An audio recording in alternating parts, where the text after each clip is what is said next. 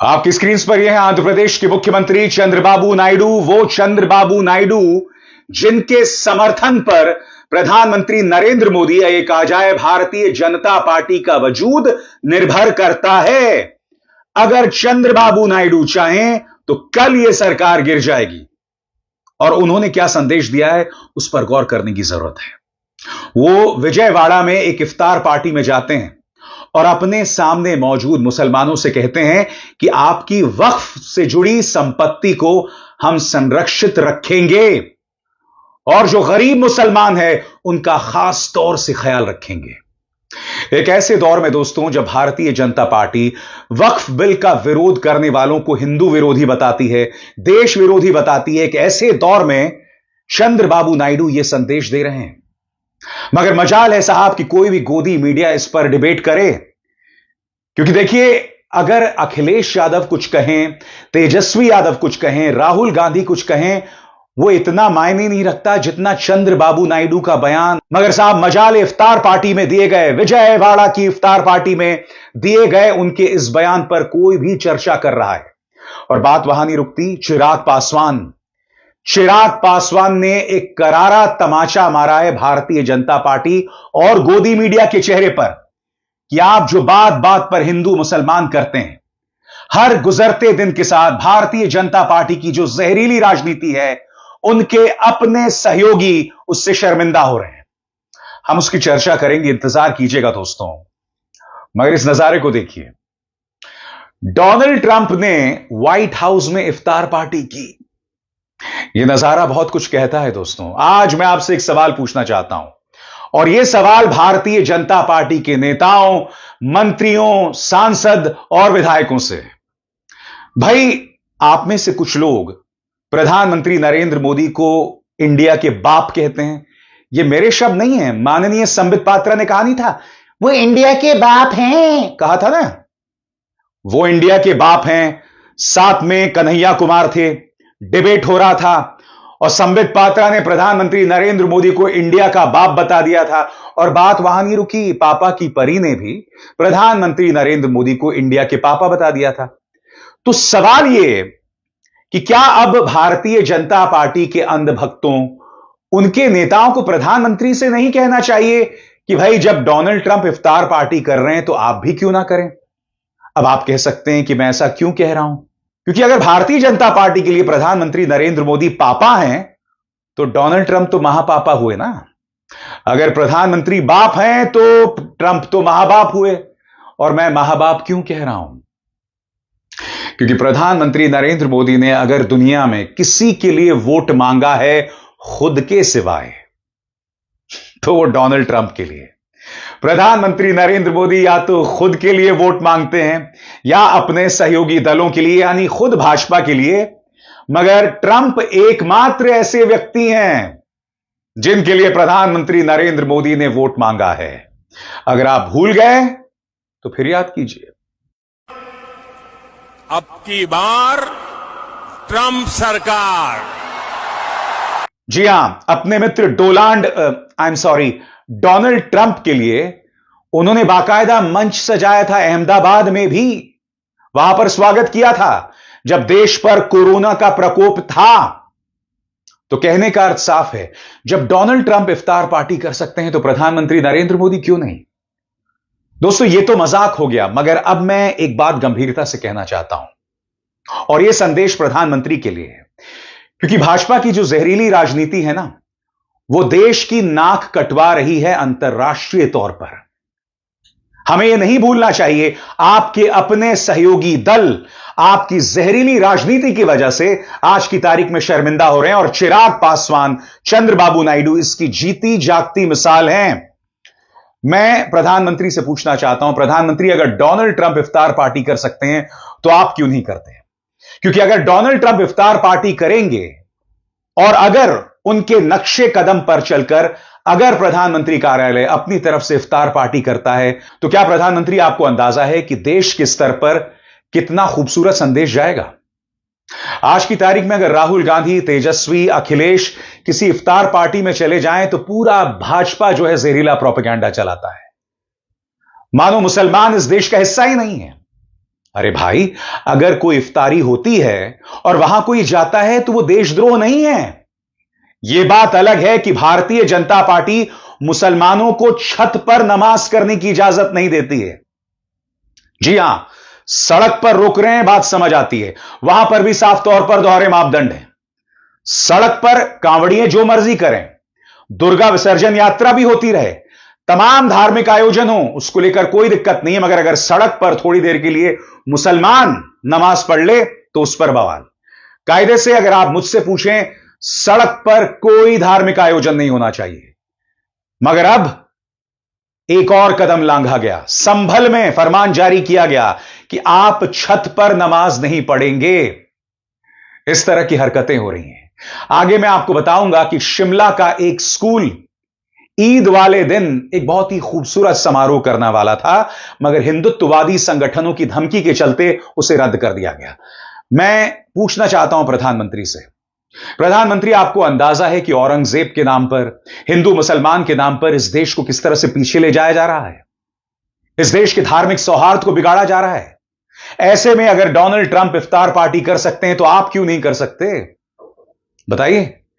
क्योंकि Donald Trump के लिए आपने वोट मांगा था, डोनाल्ड ट्रंप के लिए आपके अंध भक्तों ने बाकायदा हवन किया था। अब वो तो इफ्तार पार्टी कर रहे हैं, तो आपको किसने रोका? और आप जानते हैं प्रधानमंत्री, अगर आप इस तरह के कदम उठाएंगे तो देश में सांप्रदायिक सौहार्द का एक खूबसूरत संदेश जाएगा। मगर आप ऐसा नहीं करेंगे, क्योंकि आपके पास ऐसे तमाम लोग हैं जो नफरत फैलाते हैं, जिसमें मुख्यमंत्री आदित्यनाथ, हेमंत बिस्वा शर्मा, मोहन यादव, तमाम आपके मुख्यमंत्री हैं जो इस तरह से लगातार जहर उगलते हैं और इन पर कोई लगाम नहीं है। न जाने क्यों आपको ऐसा लगता है कि जितना ज्यादा जहर समाज में होगा उतना ज्यादा फायदा भाजपा को मिलेगा। तो मैं आपसे फिर पूछना चाहता हूं प्रधानमंत्री, अगर डोनाल्ड ट्रंप इफ्तारी कर सकते हैं तो आप क्यों नहीं? चलिए, यह तो रही एक बात, मगर मैं आपको बतलाना चाहता हूं कि विजयवाड़ा में एक इफ्तारी के दौरान वक्फ संपत्ति को संरक्षित करने की, सही सुना आपने दोस्तों, क्योंकि भारतीय जनता पार्टी वक्फ बिल लेकर आई है और उसके खिलाफ चंद्रबाबू नायडू एक इफ्तार पार्टी में बयान देते हैं। उन्होंने क्या कहा दोस्तों, मैं आपको पढ़ के सुनाना चाहता हूं। इस बयान में वो गरीब मुसलमानों के उत्थान की भी बात कर रहे हैं। इस बयान में कहीं ना कहीं एक गुप्त संदेश छुपा हुआ है भारतीय जनता पार्टी की नफरती राजनीति के लिए। उन्होंने तेलुगु में क्या कहा कुछ देर बाद, मगर उनका क्या बयान है वो मैं आपको पढ़ के सुनाना चाहता हूं। आपकी स्क्रीन पर चंद्रबाबू नायडू कहते हैं, इस साल के बजट में अगर आप देखेंगे तो हमने 5,000 करोड़ रुपए, 5,300 करोड़ रुपए आवंटित किए हैं। पिछले साल की तुलना में 13,000 करोड़ अधिक खर्च करने वाली पार्टी तेलुगु देशम पार्टी ही है। यही हमारी नीति है। जीओ नंबर 43 लाकर एक अनावश्यक विवाद खड़ा किया गया था। इसके कारण कोर्ट ने 1,000 मामलों पर संज्ञान लिया और बोर्ड का काम रुकने की स्थिति आ गई थी। लेकिन जब यह सरकार आई तो उसने उस जीओ को रद्द कर दिया और फिर से सभी को लेकर वक्फ बोर्ड को सक्रिय किया। हम संपत्तियों की सुरक्षा करेंगे। फिर गौर कीजिए, हम वक्फ बोर्ड की संपत्तियों को सुरक्षा देंगे। यह बात कोई और नहीं, चंद्रबाबू नायडू दे रहे हैं। अब गौर किया जाए वो यहां पर क्या कह रहे हैं, क्योंकि हमें इसकी तुलना करना पड़ेगा कि केंद्र में भाजपा क्या कर रही है वक्फ को लेकर। वक्फ के नाम पर आए दिन प्राइम टाइम में जहर उगला जा रहा है, डिबेट्स हो रहे हैं, मगर यहां वक्फ पर क्या संदेश दे रहे हैं चंद्रबाबू नायडू, आइए सुनते हैं। और इसके अलावा भी उन्होंने क्या संदेश दिया वो भी हम सुनेंगे। सुनिए क्या कहा नायडू ने। అదే మారుగా జీవో నెంబర్ 43 తీసుకొచ్చి వక్ఫ్ బోర్డుని లేనిపోని కాంట్రవర్సీలో పడేసే పరిస్థితికి వచ్చారు. దానివల్ల కోర్టు పోయి అసలు వక్ఫ్ బోర్డే పనిచేయకుండా ఉండే పరిస్థితి వస్తే ఈ ప్రభుత్వం వచ్చిన తర్వాత ఆ జీవోను రద్దు చేసి మళ్లీ అందరితో వక్ఫ్ బోర్డు కాన్స్టిట్యూట్ చేశాం. ఆస్తులు కాపాడతాం. ఒకటే హామీ ఇస్తున్నా, మత సామరస్యాన్ని కాపాడమే కాకుండా మిమ్మల్ని అన్ని విధాలా పైకి తీసుకొచ్చే బాధ్యత తెలుగుదేశం పార్టీ తీసుకుంటామని కూడా మీ అందరికీ హామీ ఇస్తున్నాను. और आगे बढ़ने से पहले एक जरूरी संदेश, मेरे कार्यक्रमों के लिए आप नोटिफिकेशन का इंतजार मत कीजिए, मेरे चैनल में जाइए और खुद जाकर कार्यक्रम देखिए और रहिए अपडेटेड। और चंद्रबाबू नायडू यहां नहीं रुकते हैं दोस्तों, वो क्या कहते हैं, हम केवल यही वादा कर रहे हैं कि धार्मिक सौहार्द बनाए रखने के साथ साथ आपको हर तरह से ऊपर उठाने की जिम्मेदारी तेलुगु देशम पार्टी की होगी। यह वचन हम आप सभी को दे रहे हैं। इस पवित्र कार्य में आप सभी भी भाग लें। आप जो धन अर्जित करते हैं उसमें से कुछ खर्च भी करते हैं, विशेष रूप से ज़कात जैसे कार्यक्रमों के तहत। इस ज़कात के माध्यम से गरीबों की मदद करने की प्रवृत्ति मुस्लिम समुदाय में पाई गई है। मैं आप सभी मुस्लिम भाइयों और बहनों को यह बताना चाहता हूं। यानी कि चंद्रबाबू नायडू गरीब मुसलमानों को लेकर भी संदेश दे रहे हैं। चंद्रबाबू नायडू जो हैं वक्फ बोर्ड पर साफ तौर पर कह रहे हैं कि हम आपकी संपत्तियों को सुरक्षित रखेंगे। फिर बताइए दोस्तों, यह भारतीय जनता पार्टी के लिए संदेश नहीं है तो आखिर क्या है? दो मिसाल मैं आपके सामने पेश कर चुका हूं। डोनाल्ड ट्रंप जो इफ्तार पार्टी मना रहे हैं और दूसरी तरफ चंद्रबाबू नायडू का वो संदेश जिसमें उन्होंने साफ तौर पर कहा है कि हम वक्फ की संपत्ति को संरक्षित रखेंगे। और बात यहां नहीं रुकती, आपकी स्क्रीन पर यह है चिराग पासवान। चिराग पासवान एक कार्यक्रम में जाते हैं और वहां पर सामने बैठा होता है गोदी मीडिया का एक गुल्लू। सवाल पूछा जाता है हिंदू मुसलमान पर, औरंगजेब पर, मुसलमानों के सड़क पर नमाज पढ़ने को लेकर। और सुनिए चिराग पासवान कैसा करारा तमाचा न सिर्फ इस गुल्लू को मारते हैं बल्कि भारतीय जनता पार्टी को। वो कहते हैं कि आखिर हिंदू मुस्लिम करने की क्या जरूरत है? एक लंबे अरसे से हम लोग एक साथ रह रहे हैं। धर्म एक निजी विषय है। मैं एक खुली सोच का हिंदू हूं। यह सब नहीं होना चाहिए। अगर यह सब नहीं हो रहा होता तो आप मुझे मेरे मंत्रालय के बारे में सवाल पूछ रहे हैं। इसके जवाब में गुल्लू यह पूछता है, मगर आपके सहयोगी दल इस तरह की राजनीति करते हैं, यानी कि भाजपा इस तरह की राजनीति करती है। तो जवाब में चिराग पासवान यह कहते हैं कि मैं उनसे इत्तेफाक नहीं रखता। सुनिए चिराग पासवान ने क्या कहा। एक असहमति का वातावरण बनता है, बिना मतलब के संप्रदाय अलग अलग लोगों के बीच में टकरारें पैदा होती हैं। कोई मतलब नहीं है। जिसको जो जैसे करना है इतने वर्षों से करते आए हैं ना, करते रहेंगे। पर आज जब बड़े एजेंडे हैं, आज देख लीजिए, अगर ये सारी बातें नहीं हो रही होती तो संभवतः मुझसे पूछते कि आपने as a food processing minister इतने महीनों में क्या किया। और चिराग भाई, ये सारी चीजें सेकेंडरी हो जाती हैं। चिराग भाई, जिसको आप फालतू बात बता रहे हैं वो तो आपके ही सहयोगी दल के लोग कर रहे हैं ना। पर मैं नहीं सहमत हूं ना, मैं यही तो मैं जिक्र कर रहा हूं। भाई देखिए, मैं 21वीं सदी का पढ़ा लिखा ही हूं।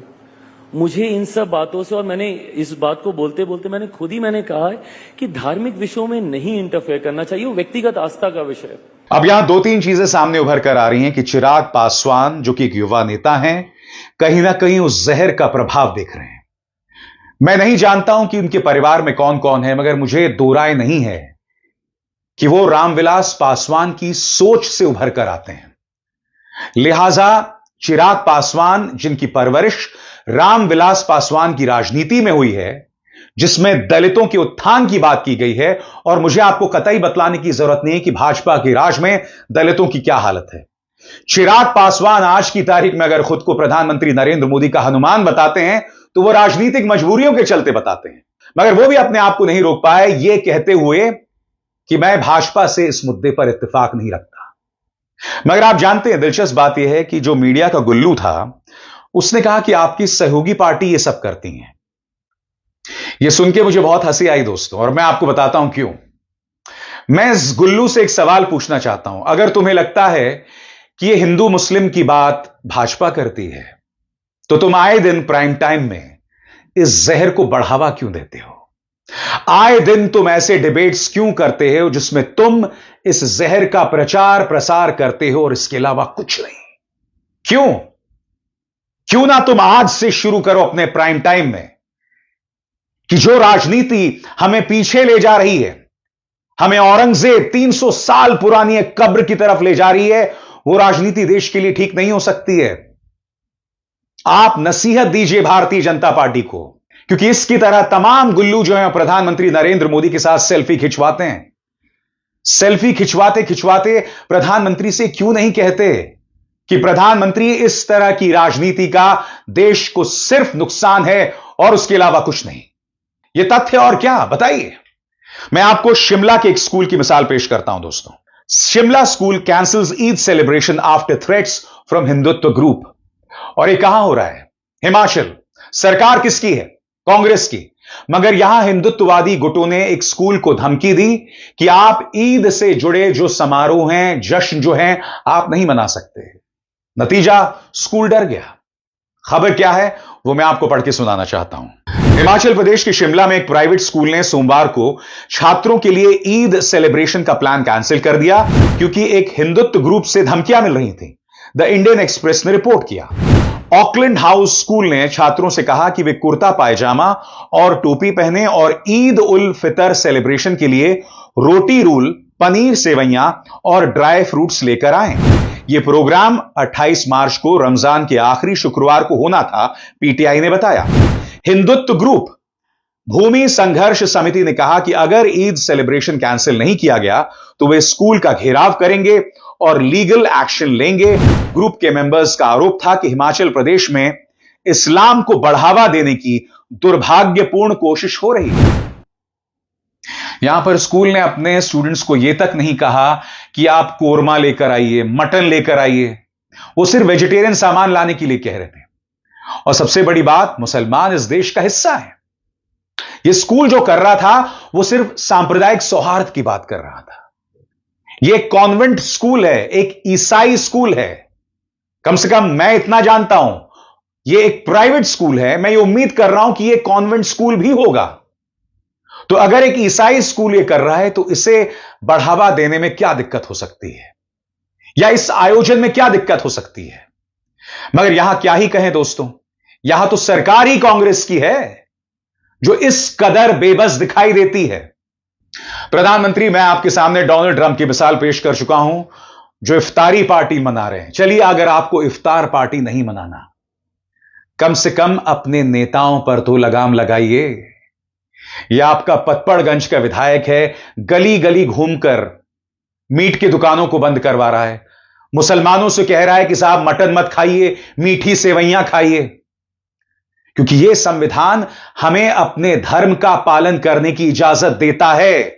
इस देश के अंदर 80% लोग नॉन वेजिटेरियंस हैं और यह व्यक्ति जिसने संविधान की शपथ ली है लगातार उसकी धज्जियां उड़ा रहा है। और यह अकेला नहीं है, एक एक करके देखिए। यह देखिए, आपके एक विधायक हैं, कोई बीजेपी विधायक नीरज कुमार बबलू। जगह की कमी है तो कब्रिस्तान में जाकर नमाज पढ़ो। किसी का धार्मिक आयोजन है भाई। ऐसे ही विधायकों से प्रेरित होकर लोग अश्लील डीजे के गाने बजाते हैं बाराबंकी और बहराइच की मस्जिदों के सामने, या जामा मस्जिद के सामने जब जीत का जुलूस निकल रहा होता है, चैंपियंस ट्रॉफी में जीत का जुलूस, तब लेजर मारे जाते हैं। भगवान शिव शिवरात्रि के आयोजन के दौरान ऐसा हुआ था। और फिर इंदौर के मऊ में एक मस्जिद के अंदर पटाखा फेंका जाता है जब इंडिया को चैंपियंस ट्रॉफी में जीत मिलती है। यह सब हो रहा है और यह सोच बबलू भैया की सोच का परिणाम है और उसके अलावा कुछ नहीं। मैं प्रधानमंत्री से पूछना चाहता हूं, प्रधानमंत्री आप कब दखल देंगे? चलिए, ट्रंप से आप प्रेरणा ना लें, कम से कम चंद्रबाबू नायडू की चेतावनी पर तो अनुसरण करें, क्योंकि आपके लिए सत्ता में बने रहने से बड़ी कोई चीज नहीं है। तो गौर किया जाए, आप ही के देश के नागरिकों को इस तरह से रोज अपमानित किया जा रहा है जो सरासर गलत है। अभिसार शर्मा को दीजिए इजाजत। नमस्कार।